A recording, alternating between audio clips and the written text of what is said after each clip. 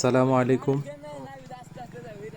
প্রিয় দেশবাসী, আপনারা অবশ্যই অবগত আছেন আমাদের ময়মনসিংহ জেলার ধোবাউড়া থানার ১ নং দক্ষিণ মাইজপাড়া ও ২ নং গামারিতলা ইউনিয়নের বর্তমানে ৮০% জায়গায় পানির নিচে।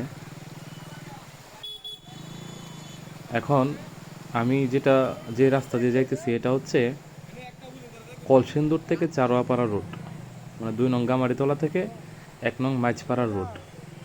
এটা হচ্ছে মেন রোড। আমাদের এদিকে চলাচলের জন্য এটা হচ্ছে মেন রোড, পাকা রোড। আপনারা অবশ্যই দেখতে পারতেছেন চতুর্দিকে যে অবস্থা পানির, মানুষের ঘর বাড়ির মধ্যে পানি উঠে গেছে। এর মধ্যে অনেক মানুষ আশ্রয় কেন্দ্রে গিয়েছে, ঘর বাড়ি ভেঙে গেছে। আপনারা দেখতে পাচ্ছেন বাড়ির মধ্যে পানি। আর যে রোড দিয়ে আমরা যাইতেছি এই রোডটা হচ্ছে পাকা রোড।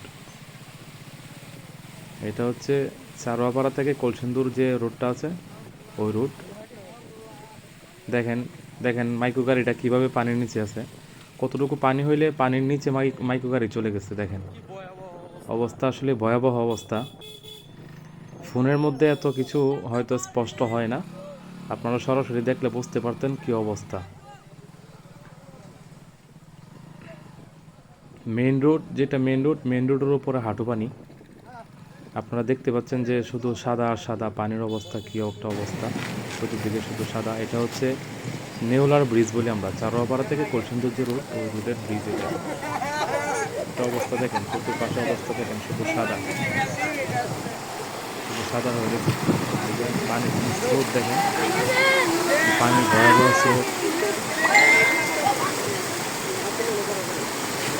দেখতে পাচ্ছেন। সবাই আমাদের জন্য দোয়া করবেন।